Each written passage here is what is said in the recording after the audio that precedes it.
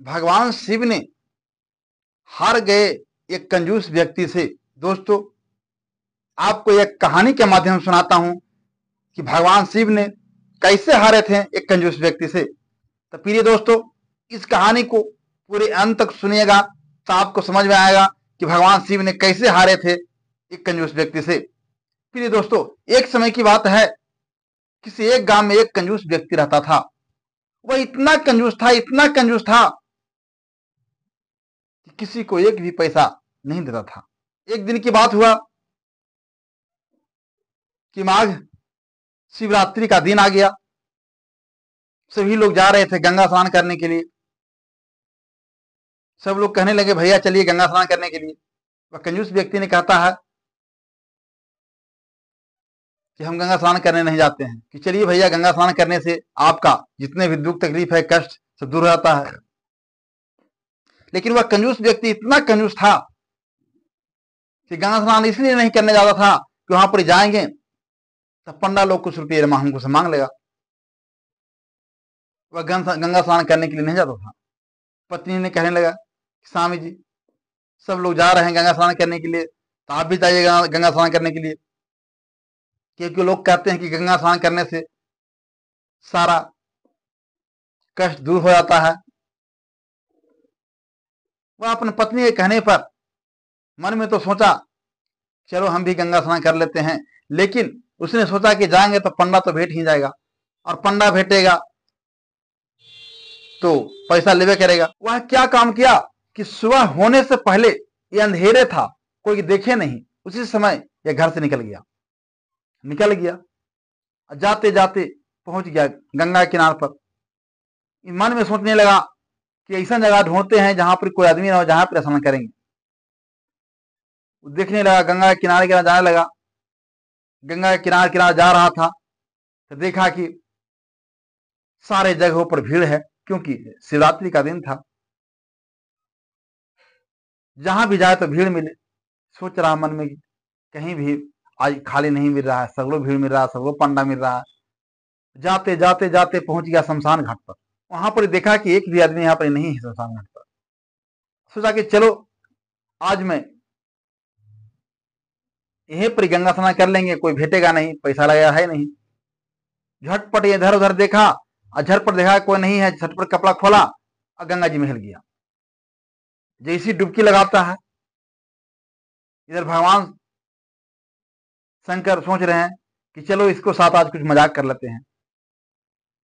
जैसी डुबकी अंदर लगाया, अंदर लगा के निकलने के लिए सोचा था, डुबकी लगा करके जैसी भगवान शंकर वहां पर प्रकट हो जाते हैं एक ब्राह्मण के भेष में। कहते हैं, जजमान स्नान कर लिया, चलो कुछ दान दक्षिणा दीजिए हमको। सोचा कि कहने से ही पहुंच गया भाई ब्राह्मण, अभी तो था नहीं। क्या ठीक है देंगे। अच्छा बताइए कितना लीजिएगा। भगवान शंकर सोच रहे हैं तो बहुत कंजूस है, हम कहा मांगते हैं।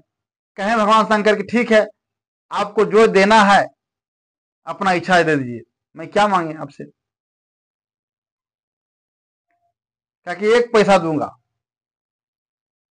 भगवान शंकर बोलते हैं, ठीक है 1 ही पैसा दीजिए, उसी में हम संतुष्ट कर लेंगे, उसी में मैं खुश रहूंगा। लाओ 1 पैसा। ब्राह्मण कहता है, सरकार अभी तो मैं पैसा लेकर नहीं आया हूं, 1 पैसा उधार रह जाएगा, हम दे देंगे आपका। तो कि ठीक है उधार रहेगा तो अपना एड्रेस लिखवा दीजिए। वह भगवान शिव अपना डायरी को निकालते हैं, डायरी पर लिखना शुरू करते हैं, फलाना जगह, फलाना गली, फलाना मकान, सब लिख लिए। बोले कि मोबाइल नंबर, तो कि मोबाइल नंबर नहीं रखते हैं। ब्राह्मण बोला, ब्राह्मण तो देखा क्या तो छुटकारा हो गया, गलतियां बता दी, एड्रेस बता दिए हैं, ब्राह्मण तो आएगा नहीं, नहीं आएगा नहीं देंगे। यहां से कंजूस व्यक्ति तो चल दिया। जैसे वह घर पहुंचता है, ब्राह्मण इस कंजूस के व्यक्ति के घर पर जाकर के दरवाजा पर खड़ा जाते हैं, दरवाजा खड़खड़ाते हैं, जजमान जजमानी कोई है। जजमानी घर से निकलते हैं। तो बोलिए सरकार क्या कहना है? तो क्या आपके पति ने हमसे एक पैसा उधार लाए हैं, अभी तक दिए नहीं है एक पैसा हमको? बोलिए कि मांगने के लिए आए हुए हैं सरकार, एक पैसा हमको दे दीजिए। गया पत्नी घरे मांगने के लिए, क्या जी कि किराए से कौन सामान ले रहे उधारे जी? वो कहा मांगे आला तुम सरकार, ठीक है ना, हमको वहीं से नहीं लाए हुए हैं, बाकी बकाया हमको नहीं है। जब स्नान करने गए थे वही में सरकार ने वो गछ लिए थे, उनके सामने गछ लिए थे एक पैसा, वही मांगने के लिए आपको, हमको उधार नहीं लिए कुछ लिए सब। हाँ एक काम करो, जाके उनसे बोल दीजिए ब्राह्मण से कि हमारे पति घर पर नहीं है। ये पत्नी बात को सुनती है, जाती है, जाए कहती है कि हे सरकार, हमारा पति इस समय घर पर नहीं है। तब ब्राह्मण बोलते हैं, भगवान शंकर जो ब्राह्मण के रूप में बने हुए थे, वो कहते हैं कि ठीक है, नहीं है तो कुछ भोजन बना हुआ है तो मुझे खिला दीजिए, हमारे तो कोई है नहीं घर पर, यहीं पर बैठ के इंतजार करेंगे, जब आएंगे तो पैसा मांग लें उनसे। घर पर जाता है, पत्नी कहता है कि लाभ की बोलने के लिए कहे हम तो बोल दिए, अब वो जाने के लिए नहीं बोल रहे, कह रहे हैं खाना है तो कुछ खिलाइए, यहीं पर खाओ करके इंतजार करेंगे। जाओ महंगा पड़ जाएगा, एक पैसा ज्यादा तो महंगा खिलाना पड़ जाएगा। पति कहता है ठीक है, एक आइडिया याद आया, जाके कह दीजिए ब्राह्मण से कि हमारा पति बीमार है, बहुत जोर से बीमार पड़ गया है। निकले क्योंकि बाबा जो हमारा पति अभी आए हैं, उनको बहुत जोरों से तबीयत खराब हो गया है,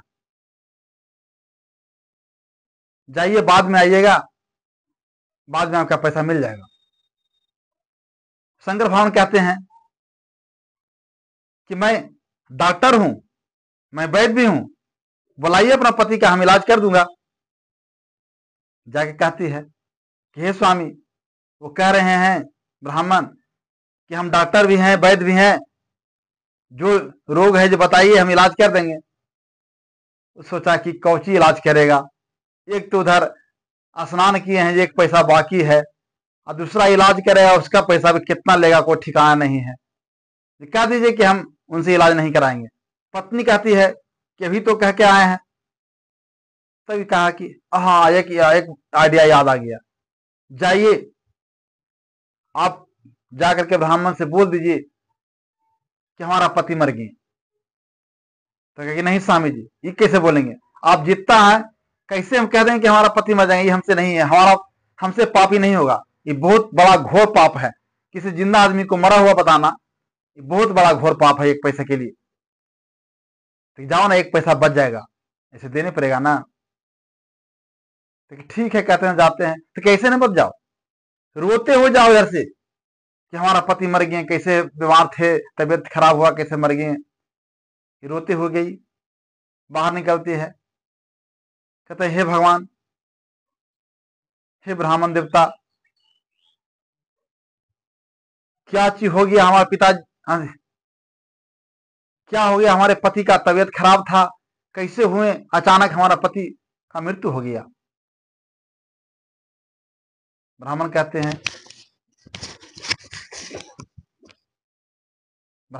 हैं कि आप तो अकेला है। तो कि हाँ अकेला है।